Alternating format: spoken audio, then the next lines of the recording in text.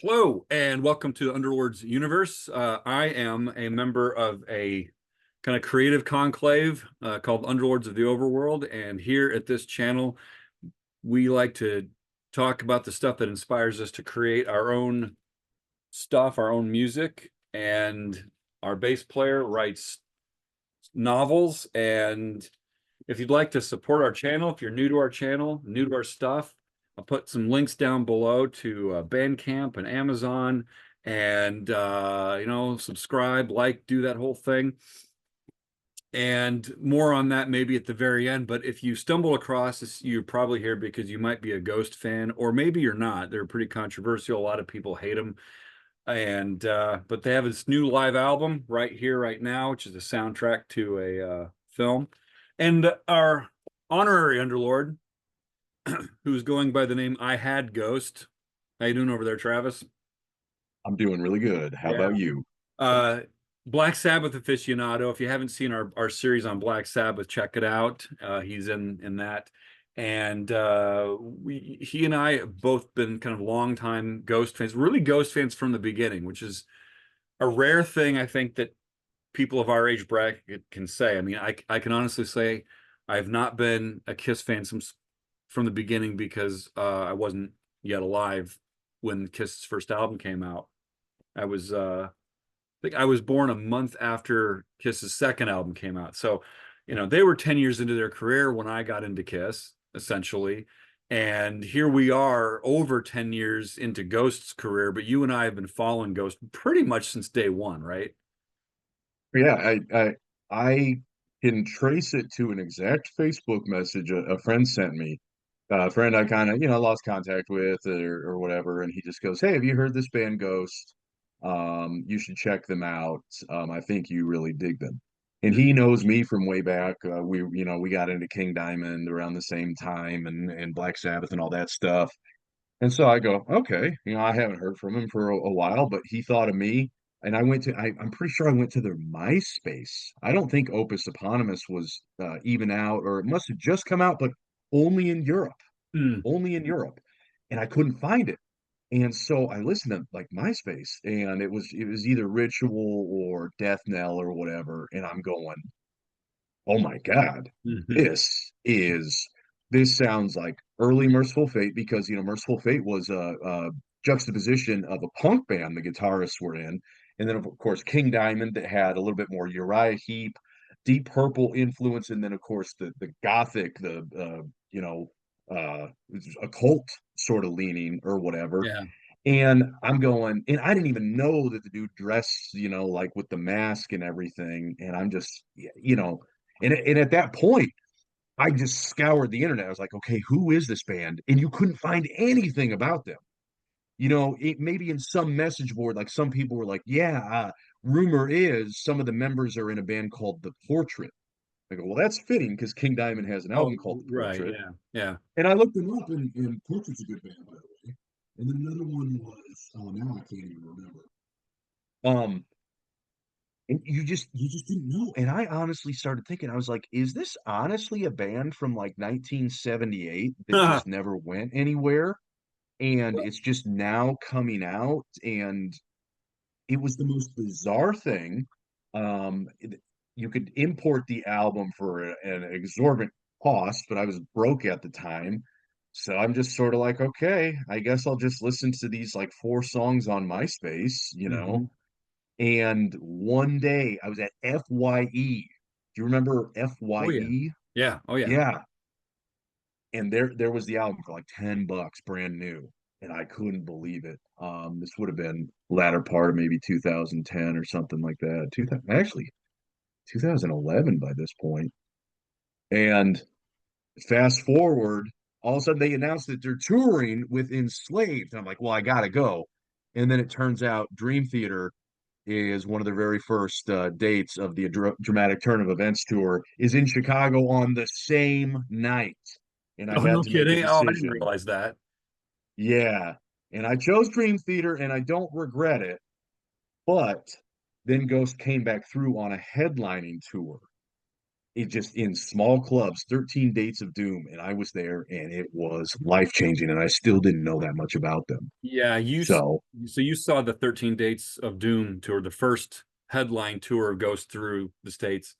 And then um in my first Ghost show, and you were at it, it's so I got into Ghost with the first album.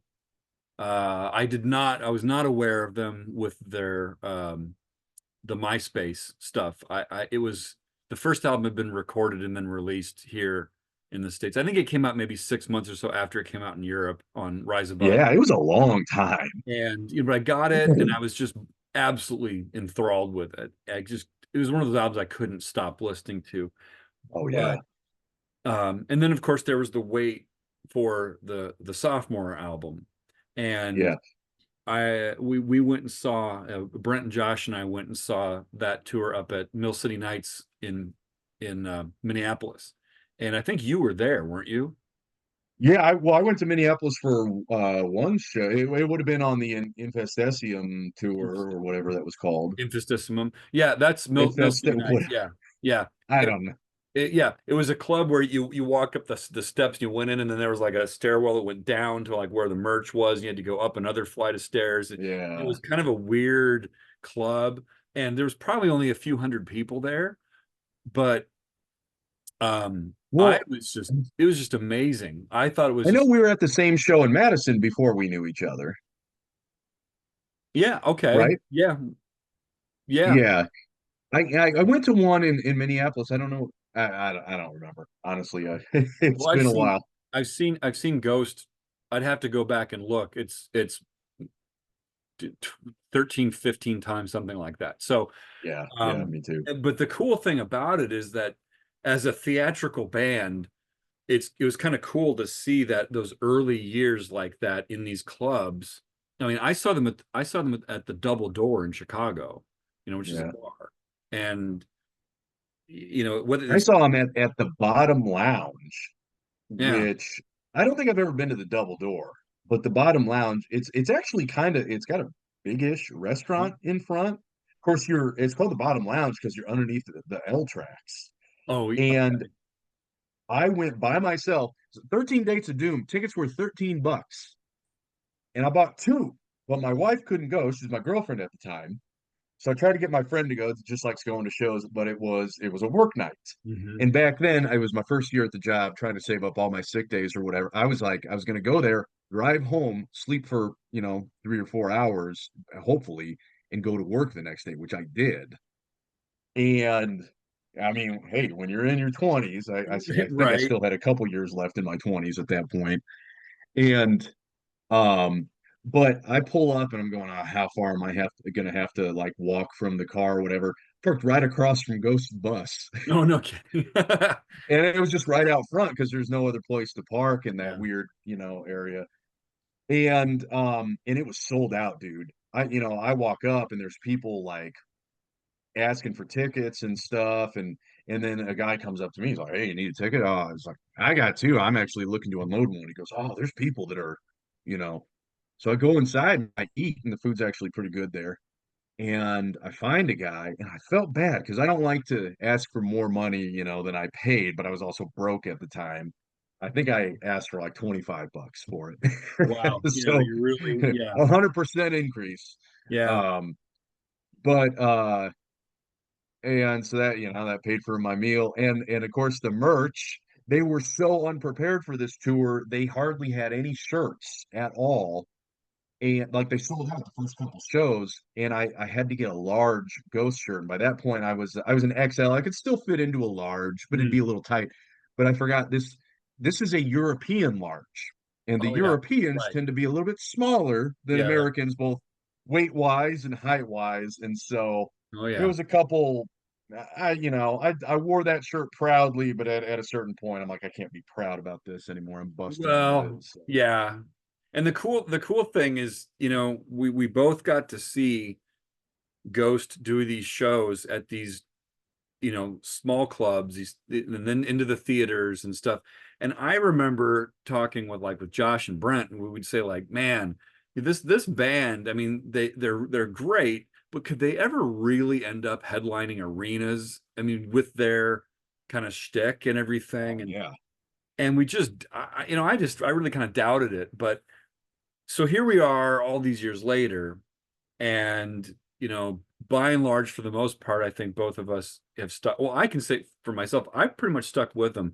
There's only it's really there's only a couple songs in their entire catalog that I actually dislike. So, um, but they have obviously changed. That it's not what it was in the beginning. Uh, No, it is not. It is no. no longer Papa Emeritus in that first tour, because by the time you saw him as Papa Emeritus the second, Hmm. and Right. at that point he was a little goofy and be like, Holy moly, how are you all doing today?" Yes. Yeah. And but when I saw him, and this was a little cheesy, but it was also a little jarring. Like I didn't know what to make of it. They come out. I think they started with Clavi Don Con Clavi Dio. Condio. Yeah. Yeah, and then maybe they played a second song, and afterwards, like it's like "Good evening, Chicago," and he's just prowling around the stage. He's not shaking his ass. He's not wearing his he's not Papa Liberace or whatever he is Yeah, now. right. And he comes out, and I got right up front, but I was in front of the speaker, and I actually had some hearing damage, I think, for on that. And he's just got his little whatever canister Mhm. thing with the frankincense, and the club reeks of frankincense, which is actually a good smell, actually. And I'm like, what is this? I still didn't know who it was at that point. And Mhm. I didn't even know how many members were in the band. And Martin had the flu really bad, and he couldn't play. And so they did it with one guitarist.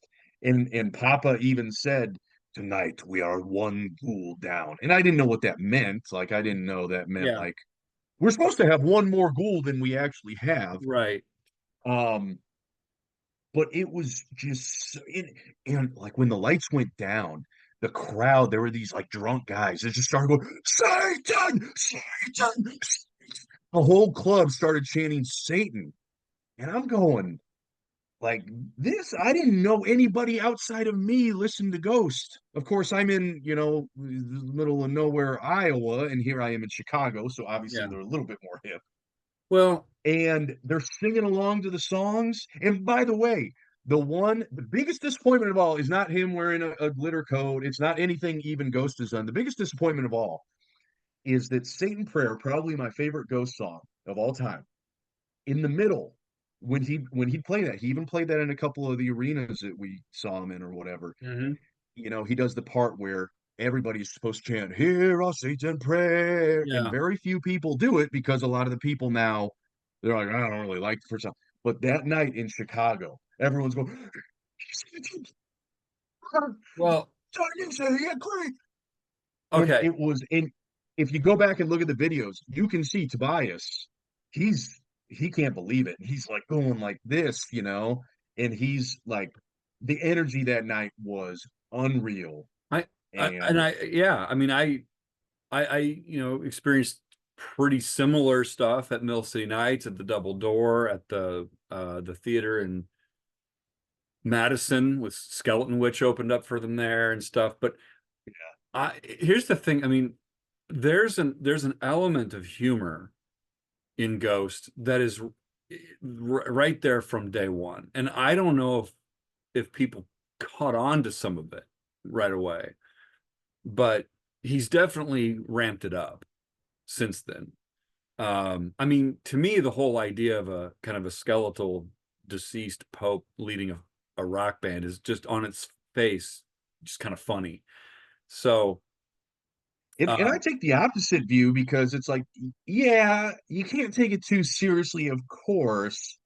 But at the same time, when the music is playing, you just sort of become transfixed, You're not worried about your 9 to 5 job. You're not like, and at that moment, I was like, clearly this is a guy wearing a mask or whatever, but I could also be like, but at the same time, there's something going on here that is more than a guy wearing a mask.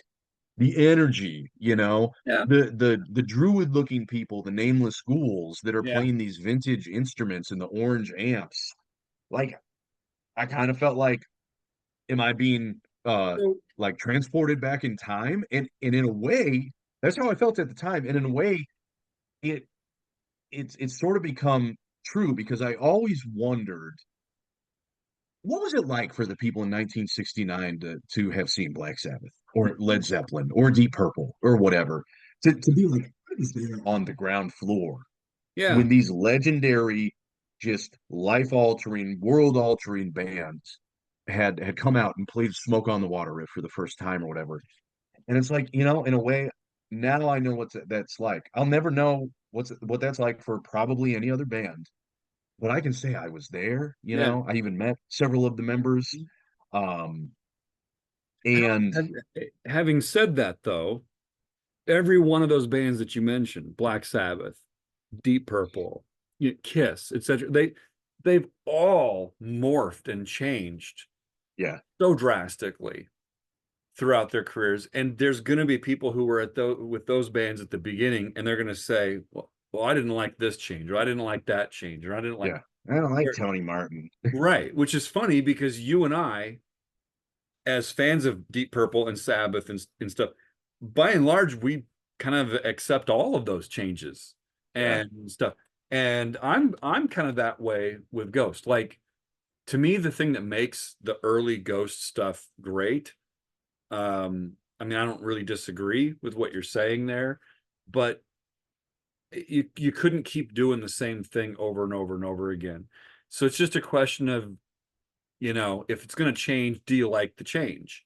And, you know, uh, you, and kind of where this is going is that previous to this discussion, I messaged you after listening to Right Here, Right Now. I didn't see the movie, yeah, and I I get, listened to this, mhm. and I told you, I'm like, dude, I don't think I'm a Ghost fan anymore. Right. And And I this, am, and I still am. Yeah. yeah, and you So, are.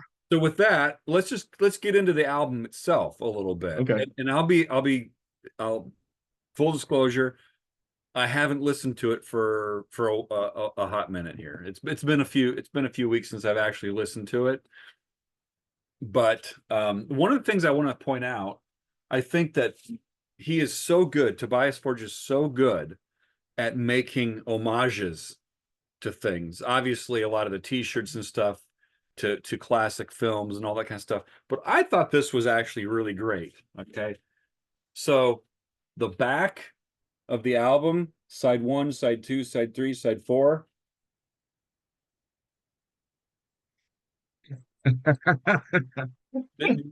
I don't think anybody's pointed that out yet. Did you notice that? That it's No, not at all. And I'm only looking at the CD version, yeah, and it's just side one, side or disc one, disc two. yeah. But We took that side one, side two, side three, side four from Kiss Alive, that which is pretty cool. yeah, I mean, there's the little tiny, it's like little Easter eggs like that. I love that he does that stuff. Um, Now, as far as the album itself, sonically, I think it sounds great. Now there's those live albums where you go, oh man, is this all touched up and fixed up and re-recorded here and whatever, and maybe, but I always think, well, does it feel like a live album? And like Kiss Alive, everybody knows it's been doctored up and whatever, but it still feels and sounds and just immersive as a live experience. And I feel like this, it feels like a live recording, and I think it sounds great. Um, the other question then is like what the song selection, and it's not the whole show, I don't believe, because I think if I recall from Right. the film, for example, they played Conclavi con Dio. That's not on the record, and I And tallied year this up. zero, I think. Year zero, exactly. In fact, there are no songs on the soundtrack album from the first two records. Zero. Yeah. Zilch. Now, on the other hand, it's like, well, but they also have Ceremony and Devotion as a live album, which I think is actually a great live album. If it comes down to either of these two live albums, I prefer Ceremony and Devotion over Right Here, Right Now. Uh, Me too by a mile, Yeah. and we'll get into that, Yeah. I think here. Um, there's there's three songs that overlap from both live albums: Cerise, Absolution, and Square Hammer. And then there's four tracks from Prequel, and then 7 from Impera. And of all of the Ghost albums, I mean, I haven't done a full like accounting and ranking of the Ghost albums using the system that I use, but I'm gonna guess that Impera is my least favorite Ghost album. So having 7 of these tracks be from that album, um, not Yeah, not necessarily the greatest. However, having said that, there are 3 songs, Square Hammer, the kind of songs that are not from regular albums, because Square Hammer's from the Pope Star EP, and then you get right. um, the 7 Inches of Satanic Panic, the Mariana Cross and Kiss the Go-Go, It's yeah. which I didn't like either of those. And oh, there's also If You Have Ghosts, by the way. That's a And I'll tell you, I did like those when I thought it was like, hey, check out these kind of silly B-sides. And I didn't realize it was like, check out these silly not B-sides that are going to become a staple of our set. That that was like really well, kind of I if they continue on with a productive career, it'll be a question of to what extent they remain in the set as constants. I mean, I yeah. think they were just trying to promote something new at the time, but I actually didn't like those songs. And I will say this, I actually like Kiss the Go-Go live way better than the studio version. So to me, that's a plus on this record. Another plus on this record is the fourth kind of outlier song. I think I said 3, but the fourth is If You Have Ghosts. I think the version of If You Have Ghosts on this live album is really cool. I don't necessarily think it replaces their original cover of the Rocky Erickson song, but I think this version is really cool. I like the string section. I think the additional vocalist is that haunting kind of ghostly vocal that's in there. And maybe it worked for me also because I watched the film in the theater, and maybe that was immersive enough that when I went back and listened to the soundtrack a month or so after seeing the film, maybe that helped. I don't know. Well, I don't know if that necessarily would have helped for me because one of my biggest criticisms of Ghost now is the just the amount of winking that they do at the camera Mm. throughout all of these little vignettes, starting with him and the tricycle in the mausoleum and all of this just You don't like the tricycle? no, they talking I talk a little bit like this, let's go have an orgy, oh, and it's and it I have to ask, you don't like the tricycle? I at the time I was like, oh, this is kind of silly. But then as it got just stupider and stupider and he kept winking, like it's almost like he's like, hey, look at this cheesy video. This is very cheesy, right? Is this the most cheesy thing you've ever seen? It's like, yeah, yeah, we get it. It's cheesy. Shut the fuck up. Like, I, Oh man, our reactions to this are so different. So different if we because could I'm just go just back like, to 2011 and hear a bunch of drunken guys just going, shut up, shut up. Okay, that's my jam right there, not this. Here is this. It's a little bit. okay, Is she see, my and here's mother? Is she my see lover? I now, don't. dude, here's the We might difference. not ever know. Here's the difference. And I don't mean to offend you, but when I'm in those crowds in those early shows and I'm watching people do that, I'm laughing at them. Because I'm Too watching a this little whole bit. thing. I'm sorry, dude. I'm sorry. It's like the guy's dressed up as a pope leading a rock band. I mean, that's absurd. The level of But absurdity to this is but it's also bold. ridiculous. It's not just absurd. It was incredibly bold to do that. Oh yeah, it's And I bold. remember when he was on, I think it was Stephen Colbert, or it was one of those late night shows. I think it was Stephen Colbert, a Catholic himself, or maybe it was Jimmy Kimmel or whatever. But I'm going, okay, is he gonna like change that up? Like he's certainly not gonna be dressed like a dead satanic pope on network TV. They don't allow that. And I remember watching it and going, holy shit. Like, and he does not back down. And that's one thing I do respect about Tobias is that he is still bold, even though he does that cheesy ass crap. He still has songs like Little Sunshine, which is all about, was it Aleister Crowley? Is that what you told me? Or Mm. Yeah, yeah, um okay. and I mean he's like, now that he's mainstream and he has Mary on the Cross, he's like, I'm not gonna, like, yeah, Well, this is gonna sound like something you could play for your 8-year-old, but the right. subject But matter is going to be just as morbid and sacrilegious. And I respect well, that. I even saw a recent I'm picture of actually him. gonna push back on it a little bit though. I mean, Okay. I not I don't disagree that he's pushing some boundaries there and trolling people a bit. But I think there's actually different layers of understanding of some of these things. I think there's multiple layers of things.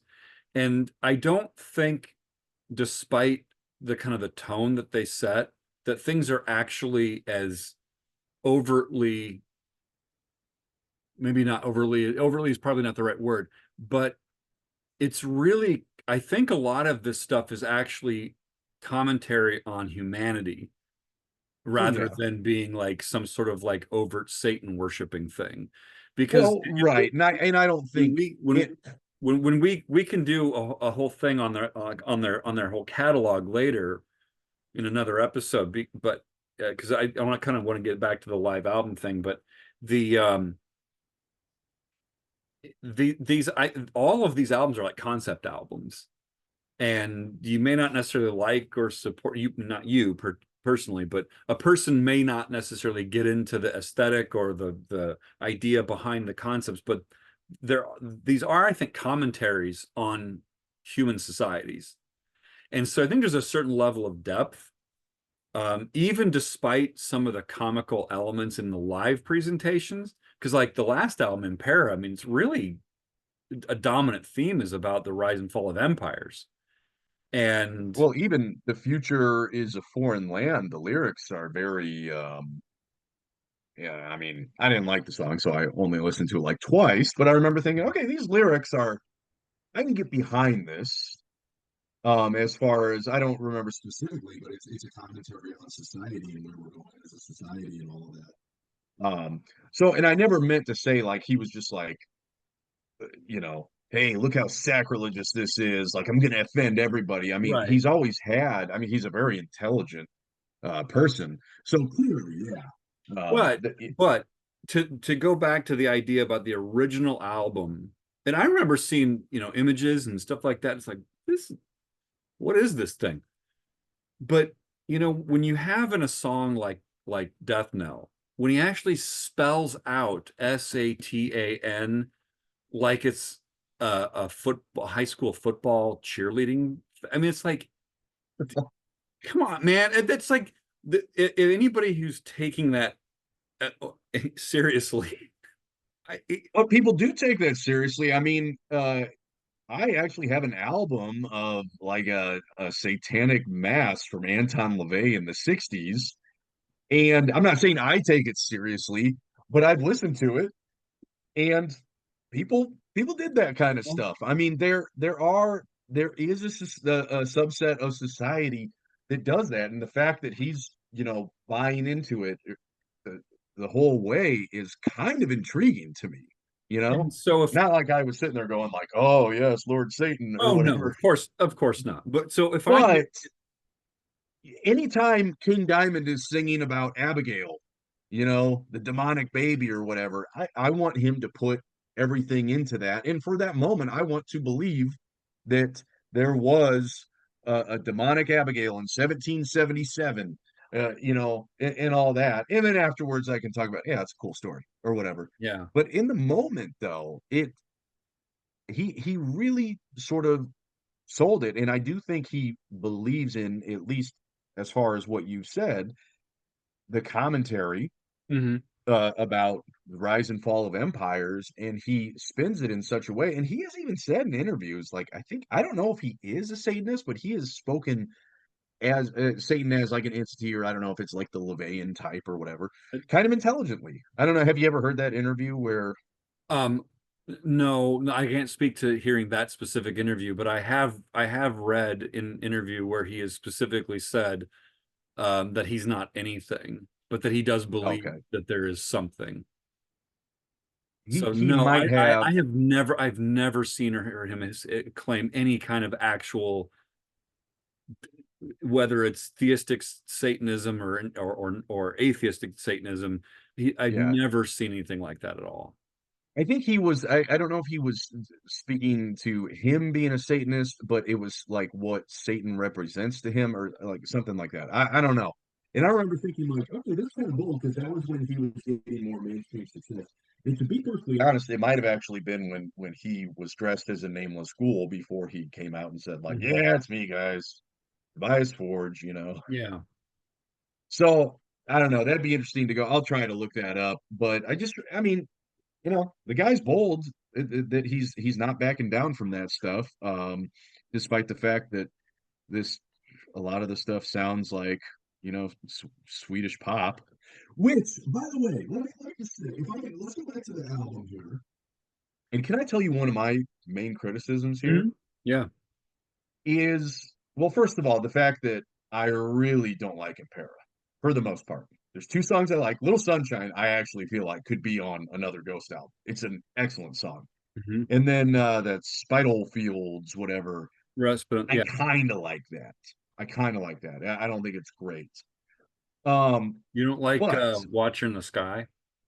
no, not really. Wow. And I'll tell you what, I Wow. think you told me Interesting. before I even had the chance to listen to it, you're just like, dude, Watcher in the Sky. Yeah. I'm like, okay. So I'm going through it. I hear it and I'm going like, okay, where is this going? And it actually reminds me, there's this great movie, didn't quite win an Oscar. It was like, it could have though. Have you ever heard of a movie called Cedar Rapids? No. Cedar Rapids. It's got Ed Helms. It's you got to watch it. Wasn't filmed in Iowa, but Okay. it does That was take gonna be place my in Cedar question. Rapids. Anyway, but Ed Helms, he works at an insurance agent, and like the owner, he's like a 40-year-old man child basically that never moved out of his parents' house and whatever. And the owner of the place goes, because he started working there when he was like 17. He goes, when I first met you, I thought, wow, this kid is going to go places. And somehow you just didn't. And that's my take on Watcher in the Skies. As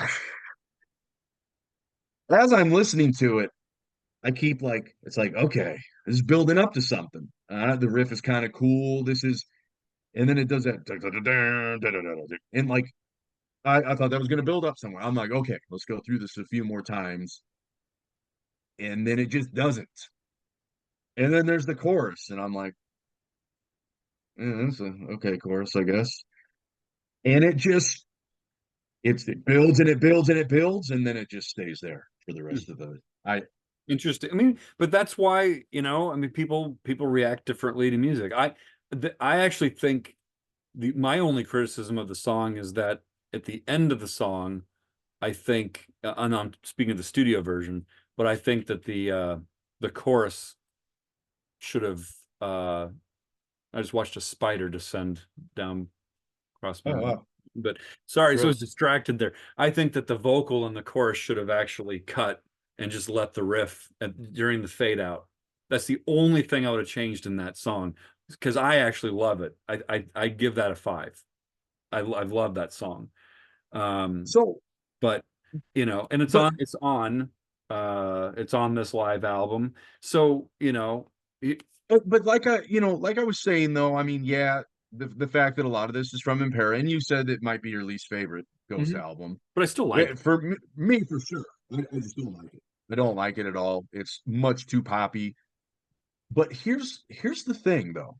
In this concert, I mean, start off with Kaisarian or Mhm. whatever. Mhm. Sounds like a freaking musical, you know. Sounds like to me, it sounds like that opening musical number, which is so cliche, where you got the themes. Like I don't know if there's like themes that go throughout the rest of the song, but that's what I thought I was getting basically. And it's just so upbeat and poppy and whatever. And I notice there is, and as I'm listening to this, I suffer through it, and then Rats is next, which I love. Hmm. The recording, I think, is a little too bass heavy, first of all. The drums, I don't know if it's just the recording, if it's my ears playing tricks on me. I think the drummer is playing a little extra for the intro to Rats versus the studio or how it's been played before. And the inclusion of female vocals throughout almost the entire album. Old songs, new songs, and it like I even went I was just listening to, I can't even remember what it was, but it was a newer song, and she just doubles like the verse to the point where and she's mixed like this. If Tobias is right here, she's like right there. So yeah, she's not louder than him, but her voice is so distinct that it's always just kind of there, even in tracks like Absolution, which kind of ruins it for me because the whole thing, like Absolution, is supposed to be like a revival. You Hmm. know, he's the preacher with the put your hands to the sky and all that. And she's back there. And this isn't anything against her as a vocalist or Hmm. even female vocalists in general, because here's one of the most ironic things about this. I love female vocalists. In fact, one of my favorite bands is actually the Cardigans, believe it or not. Hmm. And do you know who is a songwriting partner with Tobias? I don't know if you knew this, but one of the guys is in the Cardigans Oh, I that didn't know that. co-wrote, yeah, Swedish band and all that. Hmm. And obviously they're a more pop rock band or whatever.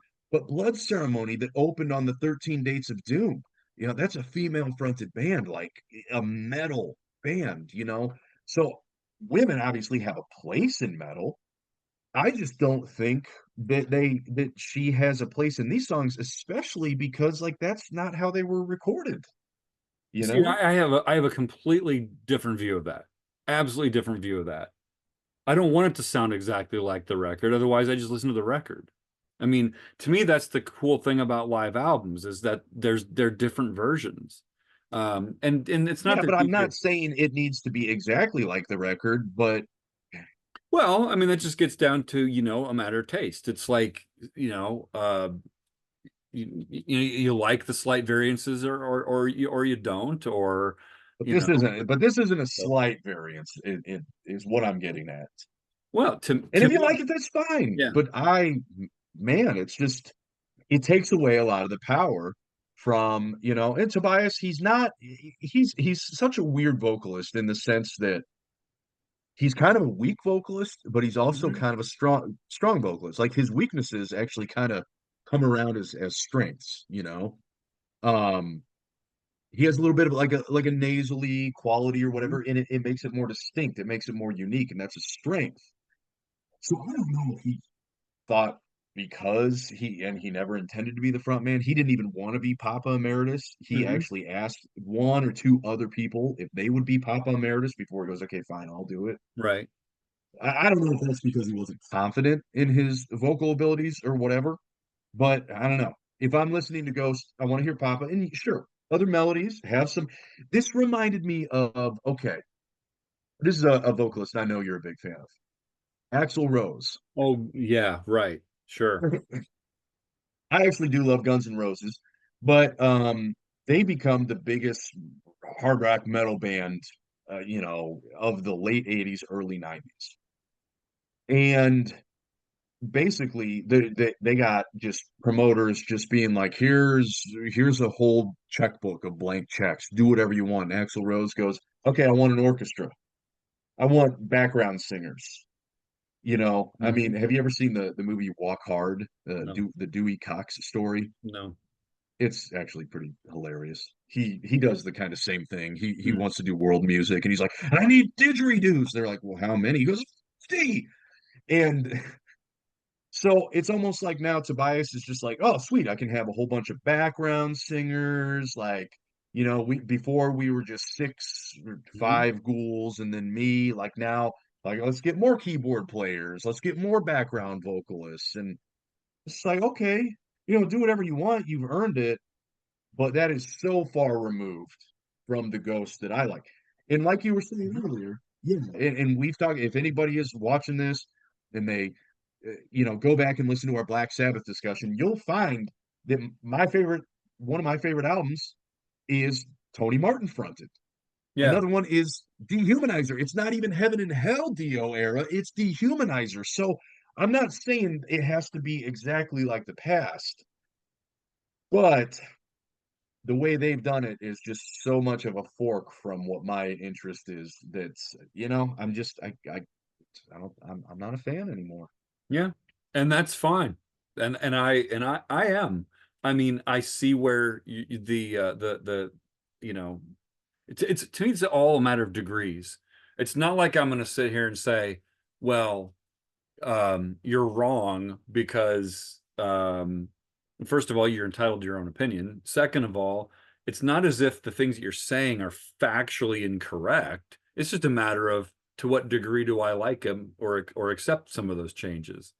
Um, I can't really conceive of a band being around this long and not changing and not losing part of their fan base along the way and then gaining others along the way. I mean, I think any band that's going to be around for that kind of length of time is going to experience that stuff. I mean, whether you are Kiss or Yes or Genesis, or whatever, just because you can't just keep doing the same thing. Well, I guess you could if you're AC/DC, but that's a whole other that's a road I don't want to go down because I'm not that interested in AC/DC. But I respect them. They do their thing and they do it well, but it's just not my thing. And it sounds like Ghost has gotten to a point where they're doing this thing, Tobias is doing this thing. It just isn't your thing. Yeah, and you know what though? I was afraid of that with uh why is the name escaping me? What's the album they did before this one? Prequel. Prequel, yeah. Uh I remember first listening to this and going like, wow, this is pretty poppy, some Hmm. of this stuff. And I'm pretty sure if I remember correctly, we kind of had a conversation, and I'm like, I don't know if I dig this style. But I came around to it because the vocal melodies were so friggin' memorable and beautiful. Life Eternal is one of the most haunting, beautiful Yeah, songs ever written. it's great. Pro Memoria, which by the way, I did not go to this show in Chicago, the one the guy died at. You remember how Hmm. that happened? I had friends that were there. That was the last song he ever heard in his life was Pro Memoria. That's tragic. Yeah. And it's tragic. He apparently had health problems though, Hmm. but his family kind of and Tobias was very cool to the family, like invited them, like they got to hang out and go to the show for free and all that stuff. But and they even did like a memorial shirt, Oh, which no I kidding. think he had a they made his because he was a old school metalhead. He would have enjoyed this. It was like a Michael Myers shirt because they rescheduled the makeup show for Halloween or something. Hmm. And so it's a Michael Myers shirt with a decapitated head of the guy that died, I think, if I Wow. remember correctly. And his family was like, he would have loved that. Okay. And but the point is he had these health problems and the song, don't you forget about dying, don't you forget about your friend death. It's all about the uh the briefness of life, so to speak, if I've interpreted that correctly. And this guy was like, hey, I got these health conditions, but I'm gonna like live it to the fullest. Hmm. And I don't know, and that's pretty morbid to bring up, so maybe I shouldn't have, but it does. My point is like the songs can be, very beautiful and touching. And I didn't know that like that whole event when that happened, but all the other stuff from that album, even the poppy stuff, like what is it? The witch image, is that what it's called? Yep. I don't really like that one, but it's a little but I don't hate it. I'm like, okay, have a couple that are gonna be like this, poppy and sing-songy and whatever. But the rest of them are just so, I don't know. Well, Like Faith. it's yeah, Faith's Sorry, the now great I'm going one. back to the previous Yeah. one, but I'm I, just thinking about how I came around to that one, even though it was, you know what I yeah. mean? The funny thing about what you're saying to me, I'm sitting here listening to you kind of talk about this, and I don't disagree at all that the last two albums are really, really poppy, but man, look at Infestissimum. I mean, there's a load of poppy stuff on that. But at the same time, I think there's a greater variance. Songs like Zombie Queen are almost proggy, and Yeah. songs like Year Zero are more classic, like Oh 70s yeah. metal type. Yeah. So I think that there's maybe a little difference. Whereas like on the newest album, the song Spillways, I mean that's almost Bon Jovi in a way. Um, Is that the one that he had the guy from Def Leppard in the video? I don't know. I didn't pay attention to that. Yeah, was it Joe Elliott?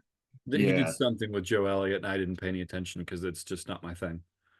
So, but I mean, I actually forgot that they did that. So I'm Are not. you suggesting it's a little too cheesy? No, it just I Okay.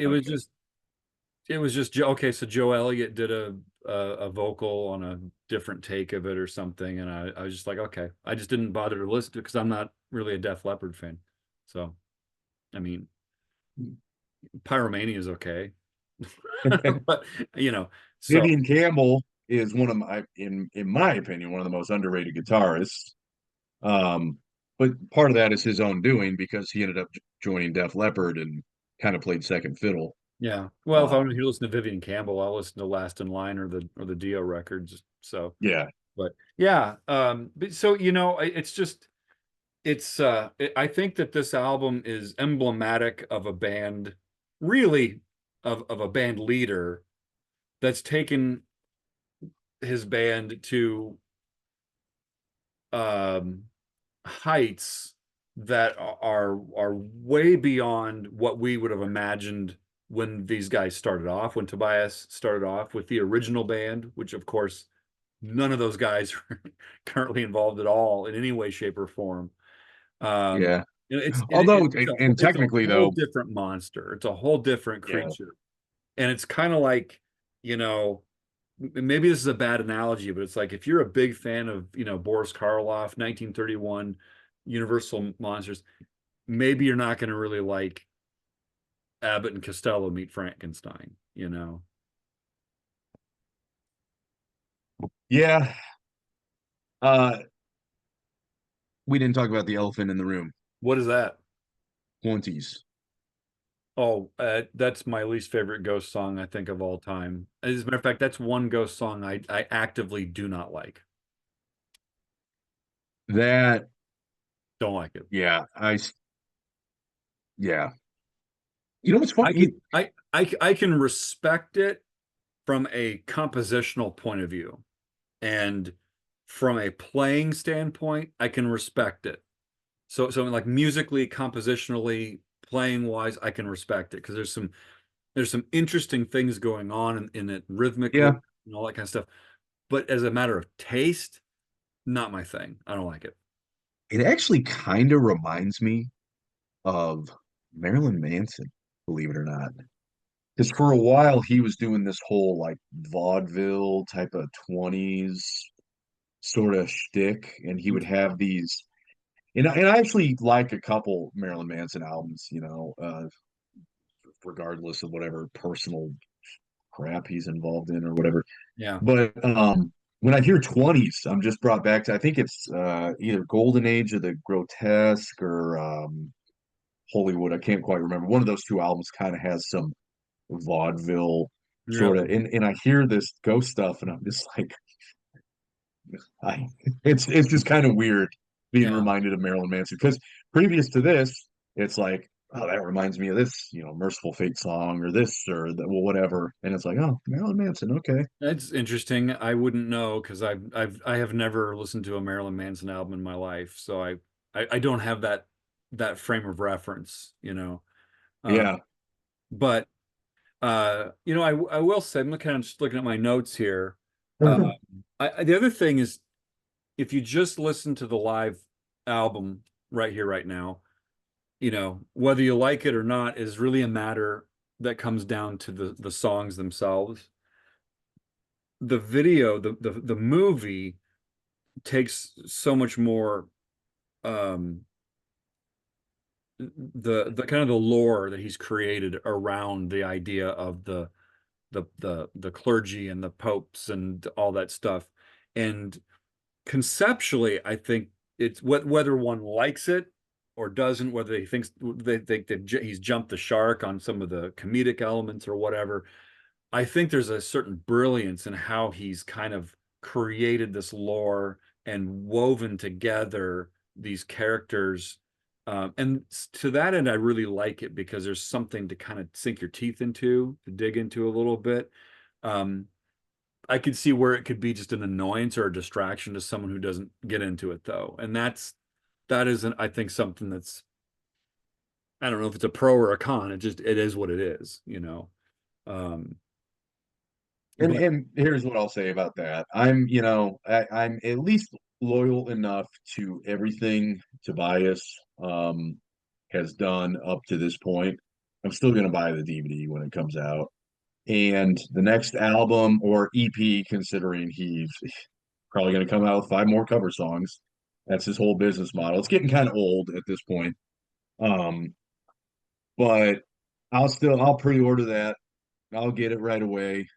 And it'll probably take two more albums or whatever of just me not finding a single redeeming trait for me to be like, okay, maybe someday down the line I'll get this.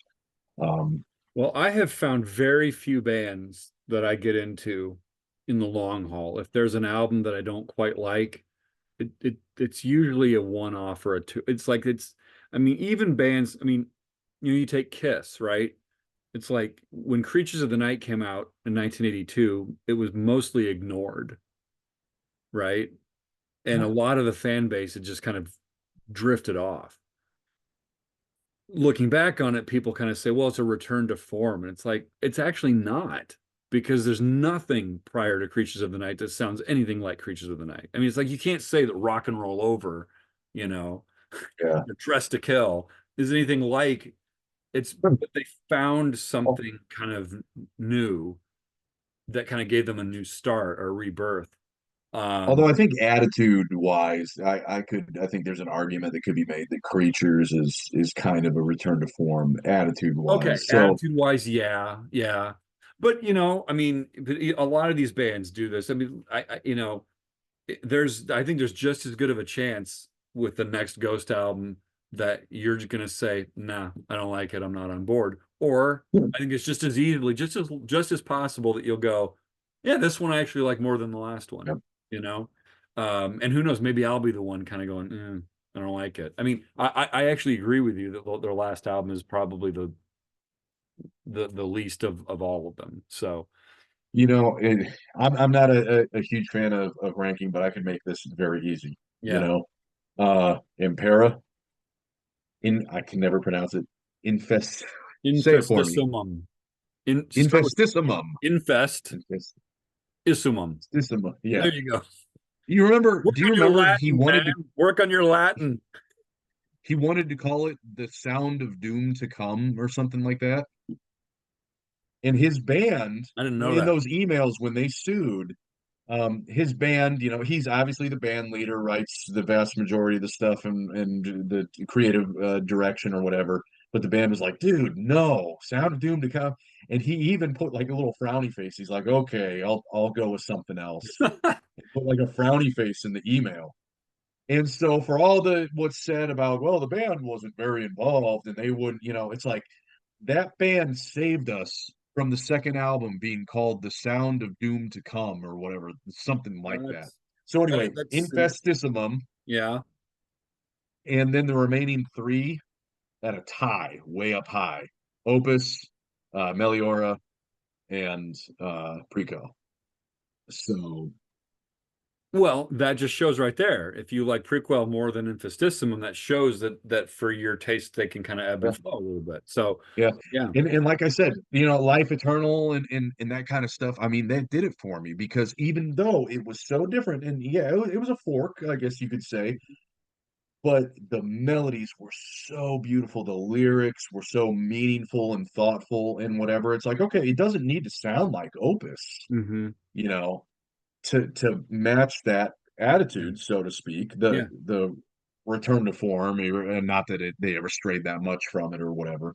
sure. So, yeah, those three right there, that's the Yeah, pinnacle, you I know, will. the pit. One of these days here, I'm going to go through the whole catalog and kind of apply my system to it and see what comes out as. But for right now, I'm actually enjoying this live album. I don't I don't enjoy it as much as this live album. I think Ceremony of Devotion is the superior record. I like the track listing on it better. It's the era I kind of prefer, but I like both of them. I like both. I enjoy both. I'm gonna actually I think I'm gonna listen to Right Here Right Now on a bike ride tomorrow morning. So anyway, I got nothing else on Ghost. Think we've kind of exhausted this conversation. What do you think? Anything else that you want to throw in? And last thoughts? Um, here's a completely random last thought. Eddie Trunk interviewed Tobias a while ago, Oh, did he and really? I didn't know that. in his genius interviewing style, he spent a couple minutes asking him how to pronounce his name. And he's like, "Yeah, you can just say Tobias." He's like, "Oh, really? I didn't know, like, because you're Swedish, so I thought there might be a different pronunciation." And Tobias was just not interested, and he's like, "Well, I mean, technically in Sweden, it's pronounced Tobias Forge or something like that." Um, and then he's like, "Oh, really? So that's yeah, it's not Tobias." And he's like, "Well, it's just easier if you just say Tobias." And it was one of those things where it's like, Eddie, dude, give it up. But that's actually kind of fascinating. Okay, yeah, right. So it's not Forge, it's Forge Well, is the Swedish. I mean, right? That's like language. Language is an interesting thing. So, and The whole time he's like, whatever, it's Forge. Just ask me a question about the album. we are far less linguistically diverse as English speaking Americans than a lot of the rest of the world, and that's it's not a dig on us. It's just kind of a reality for Yeah. different reasons. There's a lot of reasons for that, I suppose. But yeah, I did not know that Eddie Trunk recently interviewed. This was a couple years ago, I think, at Oh, this it point. was? But Oh, okay, okay. yeah, So at any rate, yeah, if you get any word about the a Blu-ray or DVD release of this live show, I'm kind of I'm not really surprised that it's gone to streaming, so that they can kind of milk that for all it's worth and yeah. put out a physical copy. But I'm hoping that they put out a physical copy of the of the video. But Oh, I'm sure they will. Yeah. all right. Well, at any rate, if you've hung in there for this entire long-winded kind of meandering conversation, because that's what happens when the two of us get together, then I thank honestly thought this was you. going to be like 25 minutes, but No, it's never going to be 25 minutes when it's you and me. It's just not. But if you stuck with it, if you're a Ghost fan, and if you have a thought about the changes in Ghost throughout the years, be interested to see what you have to say. And thanks for checking us out. Subscribe, hit the little bell thing, all that stuff. And if you want to support our channel, the coolest way to do it is to check out our music on Bandcamp. We also have physical copies, which I haven't I'm working on getting that set up through Bandcamp. It's just a process, but you can go to Bandcamp. It's on all the streaming services. Underlords of the Overworld is the name of the musical side of this. The literary side, H. Prescott Lemon is our in-house writer. He also is our bass player under the name Josh. And there's a series of books called Underlords of the Overworld. It starts with Origins of the Damned, and then there was a kind of an occult type mystery type uh, absurdist pulp fiction series called the OAO, Ordo Abstrusis Oculus. Starts with volume one, The Consciousness Eater. All of his work are available on Amazon. Just look for H. Prescott Lemon, put a link below to all that stuff. I got nothing else on Ghost other than I say keep it coming. We'll see what they do next. You're done? We're done. Okay. Ciao, folks.